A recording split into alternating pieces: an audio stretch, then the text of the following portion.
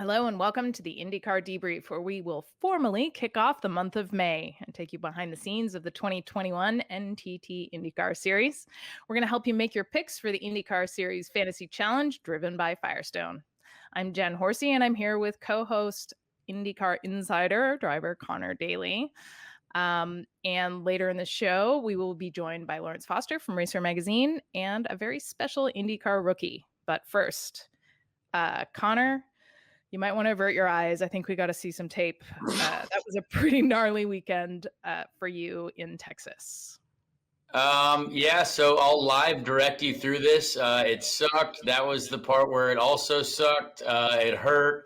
And then there was one part here where it actually hurt the most, which was flipping over and then landing directly on my butt because all the right side tires were gone. So there was no suspension to catch me. That was actually the worst part, was kind of like getting the wind knocked out of you when you rolled back over. But I didn't, like, everyone asked me, like, they're like, "Are you okay?" And I was like, I mean, honestly, yeah, I didn't hit anything hard. I just bounced around a lot. So we didn't actually hit the wall hard. It was just all the other cars that were shredding my car. So I mean, that's the worst case scenario. Like, getting taken out at the start through no fault of your own is kind of, it's a shame. There's a lot of factors that led to that. We should have qualified. We had plenty of time to qualify and set a real grid. But you know what? It is what it is, and we can't change the past. We can only, look forward from here on out. Yeah, I was not very excited to see that happen. I believe you crossed the start line on your lid. I was very happy to see you text me back that you were okay. How are you feeling now? Any after effects? No, I'm good, honestly. The only disappointing part is that we did pass like 5 cars upside down and ended up ahead of 5 cars. However, I was not classified in front of those said 5 cars, which is, every point counts in this championship, I mean, especially when the leader circle's involved. So we did not get those positions that we did fly past those people on track. So might have to have a look at the rule book at some point and see if we can get that changed. But yeah, I'm good. And thankfully, I don't think the tub was damaged for the Carlin team. So I think that's good for them because I honestly, like, in all the races that we've done together, me and that team, I mean, I love those guys. They work their butts off, and we've never had a scratch on the car yet. So that was a shame to have that happen to them. But they're a good group of people, and they'll bounce back strong for this weekend for sure. I do have one question for you. So I crashed big on live TV once too at X Games. And my mom was on my cell phone dialing, like ringing, before the car even stopped moving. Walk me through the conversation you had with your mother after that. You know what's actually really funny? She did not even text me. Like she like no. It was my parents don't really like. They know that, like, if I get out, like, I'm fine. You know what I mean? And I got out, and so I didn't hear from my mom until much later. But she was like, she told me this story about how she was just about to leave for like a lacrosse game or something was going on. She was like, "Oh, we got to watch the start," and she's coming down the stairs, and then she kind of like was like, "Oh," and then like my brother was like, "Oh, that's Conor," and so it was apparently an odd scenario in the house because they did leave right after and go to wherever they were going. But yeah, it was really like actually my friends more in Indianapolis, like my friends all here in town, like they watch the racing and like they don't know as much as like my family knows, right? So when you see something like that and like rolling over, like the next day I went out to dinner like in town with some of my friends, and like the people that I saw, they were like, "Oh my gosh, like we're glad you're alive." I'm like, "Dude, I'm fine. Like, don't worry." Like, it's just, just bounced around a little bit. It's all good. So perks of the job. Yep. Just take a few Advil and drink lots of water, and it takes itself out. Well, I'm definitely glad you're okay. I think, thank goodness for that aero screen. And I have to say that wreck definitely messed with my picks. So I want to bring in Laurence Foster here a little bit to walk us through the rest of the highlights from Texas. Hey, well, it's certainly messed with my picks too. So thanks for that, Conor. Texas was a bit of expected and a bit of unexpected. The expected was Scott Dixon getting his 4th win there in 7 starts, but the unexpected Connor, would you have imagined Scott McLaughlin finishing second, his first oval race at Texas of all places? And then what about as well Pato O'Ward? I mean, we knew the first win was coming, but did we think it was going to be at Texas Motor Speedway? Probably not. I definitely knew Scott was going to be good because after the Indy test a couple weeks ago, he was very, very strong and very, very competitive. And at Indy, Indy's a little bit different than Texas, obviously, but it is still that super speedway package, and he was very racy. So when they told me like he finished P2, I was like, oh wow, that's wild. I did not expect that. No, I thought he would have done well, but super pumped for him. I think like it was very similar. Like when I first got onto oval, like I was a road racer, obviously, and he's a road racer. But when I first got on ovals, I loved them, and especially ovals in IndyCar. I was like, I love these races. Like they were so enjoyable, and so I see the same thing. I bet he'll be strong in Indy, and I bet he'll be strong in Gateway. But Pato, I don't think is as much of a surprise. That team has done a really good job. Like those cars are really fast. Like him and Felix were fast. Felix had some issues in the pits, it looked like, or some really random stuff happening to him. But both of those McLaren cars they've got some raw speed, and they've definitely figured out, how to be consistently fast on every track. So Scott Dixon, he's gonna be at the front anytime, anywhere. That's no surprise. That's easy money. But yeah, and like Graham Rahal as well. He was fast. That's kind of he's always fast there. So there were a lot of predictable guys, but I think the fact that we didn't get to qualify definitely mixed things up a bit for everyone, because you had someone like Tony Kanaan who was quickest in practice, and he had to start right next to me in the last row. You know what I mean? And we were 12th in practice. Like we felt good, but it was very, very hard to pass, and that was made for a challenging weekend for a lot of guys. You were saying the last time we caught up that you were hoping for more than one line in Texas. Seems like you didn't get it. Yeah, no, it was not there. And I give Eddie Gossage a lot of credit. I mean, he loves IndyCar racing, and I wish we raced better there. There's got to be some sort of chemical that we can put on that track to get rid of that PJ1, because it is truly like ice and water when you get up there. And the first race I tried, like I was 3 wide around the outside of turn 1 and 2. No one saw it because we were last. But like I was way out there and just sliding the whole way around. Same thing in 3-4. Like I eventually passed like one car in 3-4 up top, but that's because the bottom lane just stacked up so much. So it was a challenge, and it is a shame because our Texas racing was some of the best racing when I was growing up, and I really hope we can get a solution for that and get closer to everyone gets scared of pack racing, but I wish it was a pack race. Well, let's take a look at how everybody did in terms of our fantasy picks, because as I say, that was not kind to my fantasy picks for the Sunday. It was not kind for really many people at all, but hey, Saturday looked pretty good for your buddy here. Like I felt pretty nice about that one right there.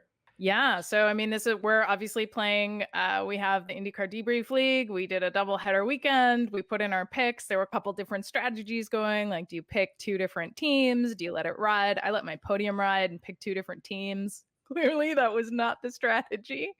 Laurence, talk us through this a little bit and how we're comparing to the rest of the field.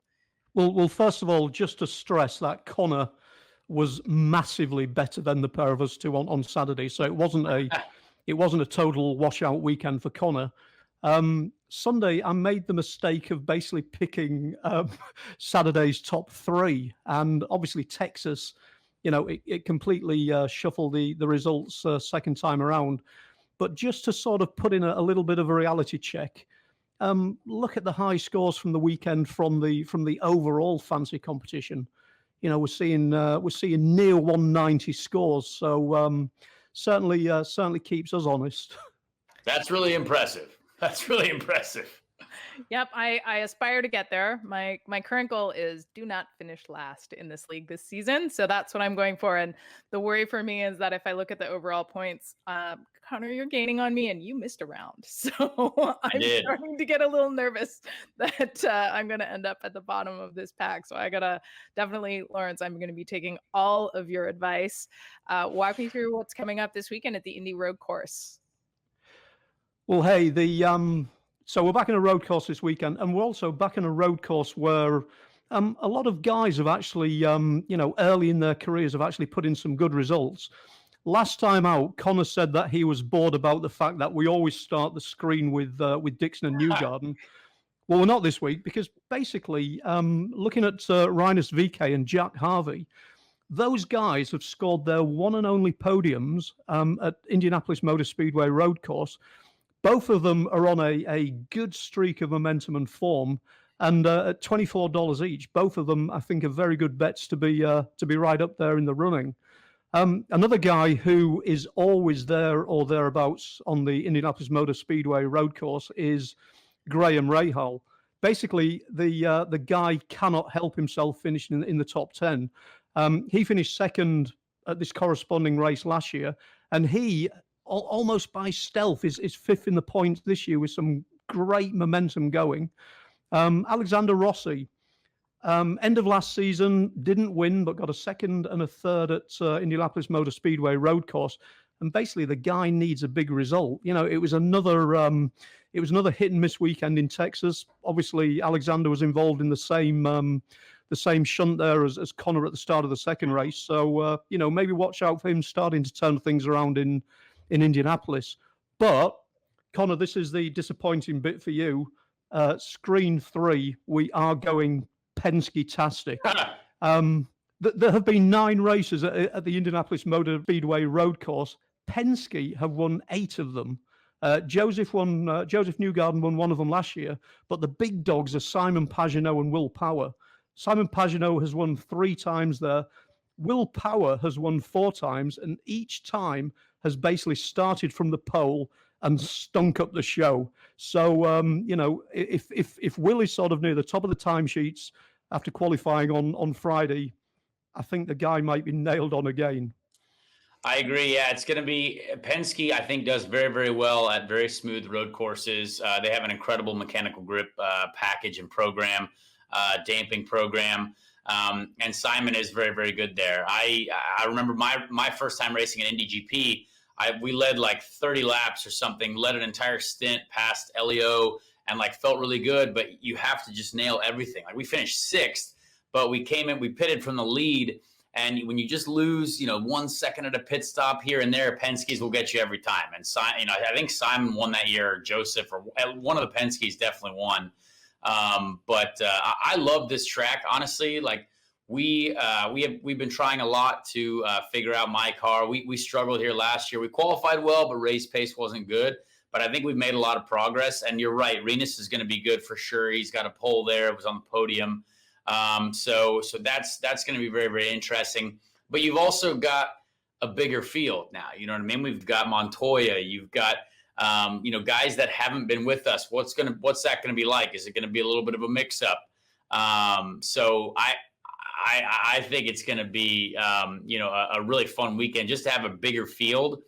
And I am excited for some stuff that we tried on the simulator this week that we found a lot of time with for my car, for my driving style. So hopefully, we can be better than we have been all year, because really that's going to be easy because it's been the worst year ever. So we can only be better than where we've been, which is going to be fantastic. Way to keep it positive there, Conor. Exactly. It's all about the racer mindset, right? You walked us through a little bit what an early experience was like racing this track. Now I want to introduce us to somebody who will be competing here for the first time. He's in his rookie season, part of that incredibly strong rookie field that we're seeing here. Although it seems a little bit strange to be calling this guy a rookie with 179 F1 starts and 10 podiums over 9 years of competition. I would like to welcome to the show, Romain Grosjean. Hello. Welcome. Thank you. It's great to have us here. I wanted to just start things off. Tell us about your experience so far in the first season of IndyCar. I know you and Conor have talked about the physicality of driving these cars. Yeah, that's definitely been a point. The cars are very tough physically, but I do enjoy that challenge a lot. It's really good. You earn your burger after the race, which I don't complain about. And generally, I find a really good atmosphere, really great, a very, very high level, super tight field. and a really good car to drive. So really, for me, it's a really good discovery, and I'm super happy to be here. Fantastic. When we started out, I was charged with saying your name first. I think there's maybe a little bit of a debate among the three of us about how correctly to pronounce your name. I'm Canadian, so I went with Romain. Conor, did you have some thoughts? Well, look, I drove for the French for 2 years, and there was a lot of pronunciation issues. I tried my best to learn everyone's name and figure it out, and eventually ended up just developing nicknames for my crew members because there was a lot of this, and then I couldn't make it happen. So Roman, that's what you're going to get today because that's all I got. And congratulations. I'll tell you something funny. I came to St. Pete. I came to Ed Carpenter Racing to speak with Conor. And they couldn't understand I was saying Conor because Conor in French doesn't sound quite the same. And they're like, who? So Conor, you driver, Conor Daly. Oh, yeah, Conor. I was like, yeah, well, that's what I meant. That was very funny, yes. No, you're not the only one. No worry. And what actually is it? How did we do? My name is Romain Grosjean. There we go. I wasn't too far off. Right. Actually, Conor, you're not too far off either. There you go.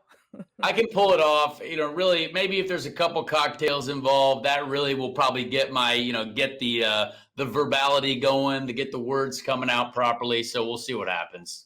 One, Roman, by the way, since I'm English, I might have to pronounce your name wrong on principle, but basically it's been the perfect start to the season, I think, in terms of that really, really strong performance at Barber, keeping it out of the wall, getting a full race distance under your belt at St. Petersburg. Is this how you sort of maybe envisage kind of ramping up through the start of the season? Well, you never really know when you start, what you're going to get. Obviously, Barber was a really good weekend, and we had a bit of a sensor issue in the race on the throttle. So that hampered the race quite a bit. I think we could have done a touch better there. But then we had a really good pace the whole weekend. St. Pete started really well, and then qualifying we didn't put it together. And then obviously in the race, it's always harder to come back on a street course. So I did. It was good to do the 100 laps. The 30 last were just pain. It was long and hot and difficult. But it was good to do it, and obviously, when you're a rookie, obviously you want to go fast, but also you need to finish the race and to make sure you get the whole experience. For sure. So I have an interesting question as well. So obviously, coming from Formula One, there's a lot of drivers over here that are not. We have a lot of American drivers, but we have drivers from all over the world as well. Drivers that have pursued Formula One ended up over here.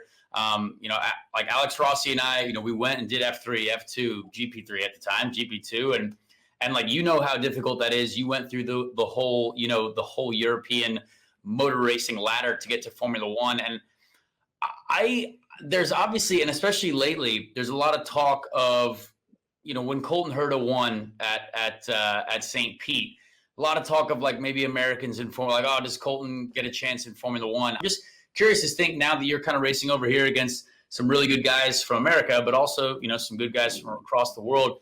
Is the kind of rep that American drivers get fair, I guess? Well, it's a question that was asked a lot recently, and it's not a straight answer, and there are a few points here. As you mentioned, I think IndyCar, the level in IndyCar is super high, and people don't quite realize that in Europe, and they probably don't see it that much. But obviously, coming from Europe, I can tell you that the guys here are super fast.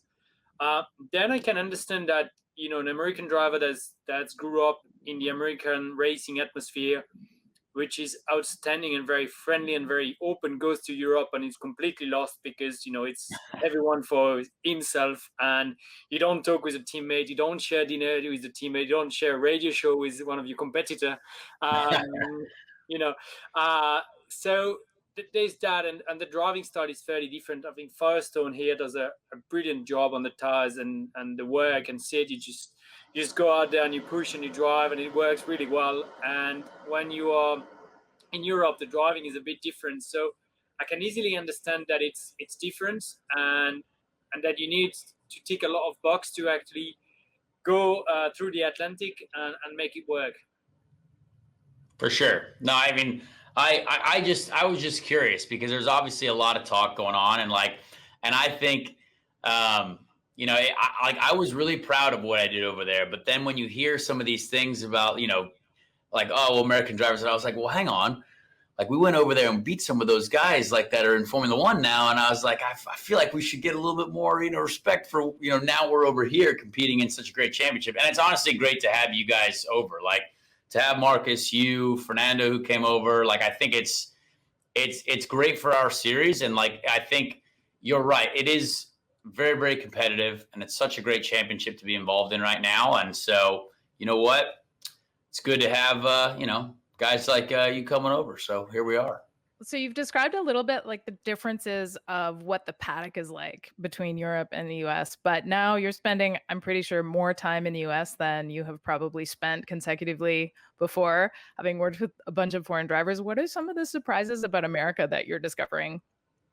It's really the atmosphere between the drivers and the fact that everyone gets on nicely, and you know, everyone is welcoming and having a good time.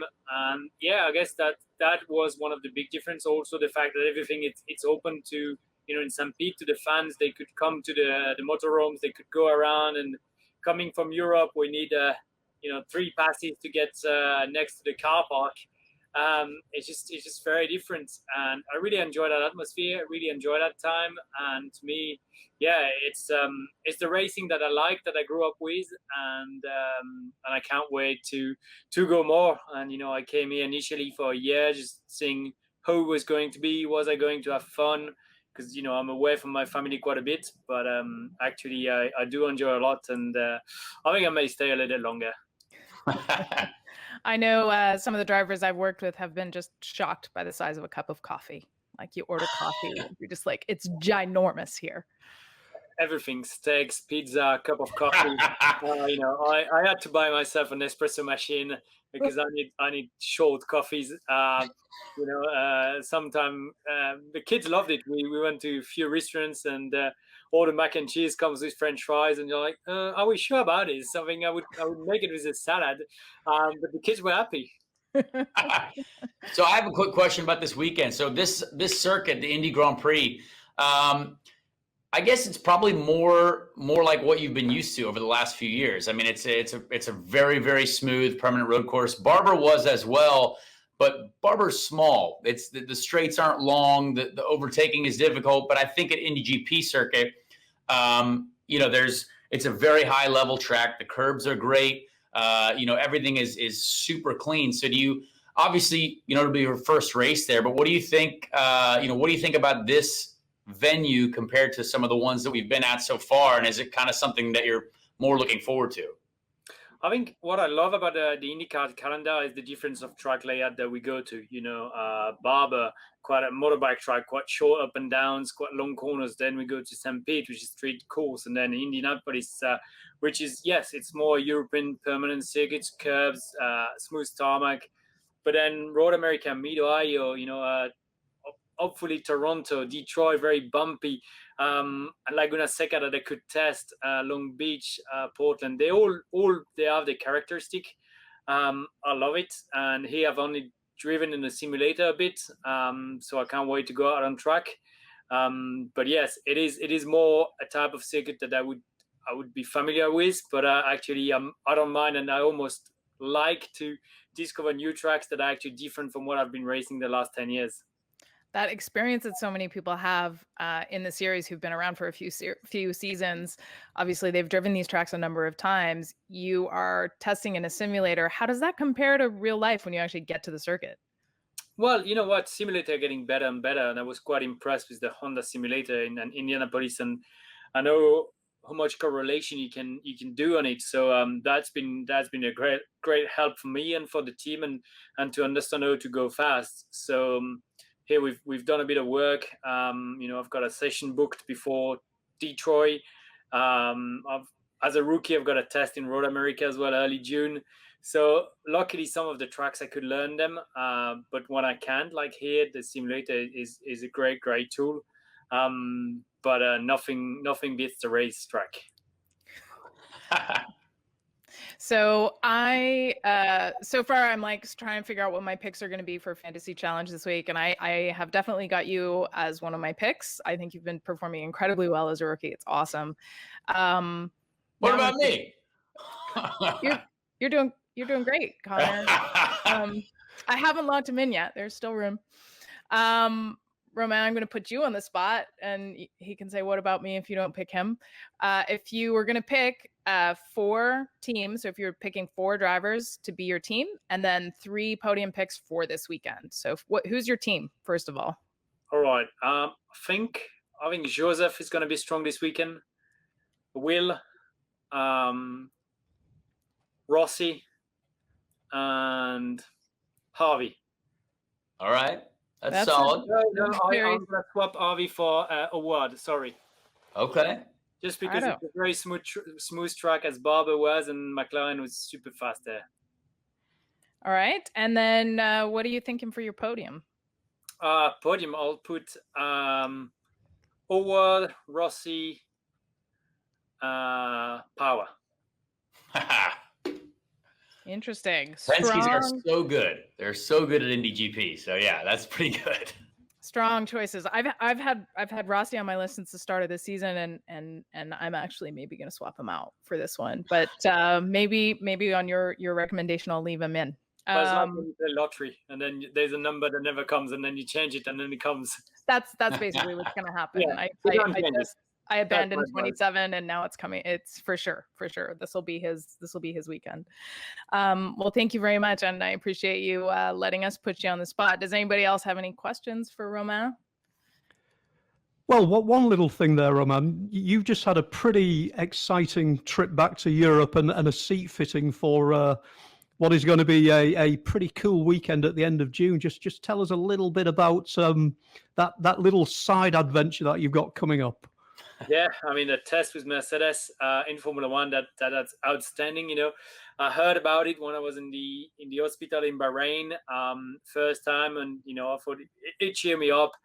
And then I got actually, when I was traveling to the US, when the first time I was in transit in Frankfurt in Germany, and got a phone call from Mercedes saying, okay, so we've got those dates booked for seat fit and that for testing, and would that work for you? And I was like, okay, it's really happening. And then I got the chance to go to the factory, do my seat fit, do some simulator there as well. It's been incredible, and they have been absolutely amazing in open they have been to me, how much they have been showing me around, telling me. And I can tell you one thing, within 15 minutes, you do understand why they've been winning so much over the last few years and why they're so successful. It's from the culture to the atmosphere to everything. It's very impressive. Are you going to have a cool helmet design for it? Are you going to go full Mercedes with the monster and the cool logos and something exciting? I love helmet paint, so like I'm all in on that stuff. I mean, initially wanted to drive the kids' helmets. Oh yeah, but yes, they may need some sponsor in there, so I'll see what I can do. But I've got a couple of new helmets this weekend here. I'll show them to you. Nice. I've got one too. It's got denim on it and a beer can. It's going to be great. Fantastic. I think you guys maybe swap. Maybe he takes that one with him to his test. Well, thanks very much. Really appreciate you making the time for us today. And as we move along here, I think it's time to hear, I mean, maybe Romain is one of the picks. Racer, what are you suggesting, Laurence, for the Racer picks?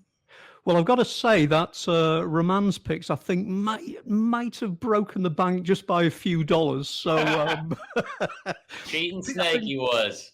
There were a lot of expensive Penske drivers in that selection, but for the Racer selection, one very obvious Penske driver, we've basically gone for we've got to go for willpower. We've also gone for Alexander Rossi, because at some point Alexander is going to have a weekend where it all comes together. You know, a lot of things have been happening outside of his control, and I think this could be an Alexander Rossi weekend just to get things back on track. We've already mentioned Rinus VeeKay as well. He's great value, and obviously he's got good form here. And there you go. Our fourth guy is actually Romain Grosjean, and for very good reasons. Being a rookie, Romain is incredibly cheap at the moment. He's only $20, so we're expecting him to basically, punch way beyond his price at Indianapolis this weekend. So that's our $100 pick, and we'll see how it goes. That looks like some pretty solid advice. I'm looking at a bunch of very expensive Penske drivers, and it does seem like Romain fits very nicely as a good pick outside of that team. Well, Romain's got a couple of days to basically fine tune, so I think reality will dawn on him that you can't have everybody from Penske. But so I think this weekend, I think there's an interesting opportunity. I do not know the prices yet. And I'm also curious to see how Montoya does. Montoya is obviously one of the best drivers to ever walk the earth. So for him to come back and knowing how hard the cars are physically to drive right now, is he ready? Because everyone, I mean, I don't even know if everyone's ready yet, totally. But it's going to be really interesting to see. I think Rinus is going to be good. I think Jack Harvey is going to be very good. I think Jack Harvey could be the fastest Andretti car. I know they're Mike Shank Racing, and there's a bit of a team dynamic there, but I think Jack is going to be really, really quick. And I mean, I hope I am too. I think it would be a nice place to win here, but we'll see. So I'm very, very curious to see how this weekend plays out and see if there's any surprises. But when you have these types of tracks where mechanical grip is so important, the tires wear pretty aggressively at this track as well. The teams that usually spend the most money are usually up front. So the Penskes, the Ganassis, the Andrettis, they're hard to beat at these places. All right. Well, there you have it. So since you have not locked in your picks yet, make sure that you go and lock in your picks, Connor, because you can't win if you don't play. Although, I mean, it gives me a good shot when you don't. And for everybody else, make sure you join the IndyCar Series Fantasy Challenge driven by Firestone. Go to fantasy.indycar.com to sign up or check it out on the IndyCar app. And we will be back next Thursday for another episode of IndyCar Debrief on RACER.com, where we'll preview pole weekend, something a little different. Don't forget to like and subscribe to the RACER channel on YouTube. And before then, make sure you tune in this weekend and don't miss a minute of the action from the GMR Grand Prix at Indianapolis Motor Speedway. Friday, check it out on Peacock for practice and qualifying. And on Saturday, warm up on Peacock from 10:45 a.m. Eastern. And the big race on NBC at 2:30 p.m. Thanks very much for Conor Daly and Laurence Foster and myself. Thanks for joining us, and we'll see you next time.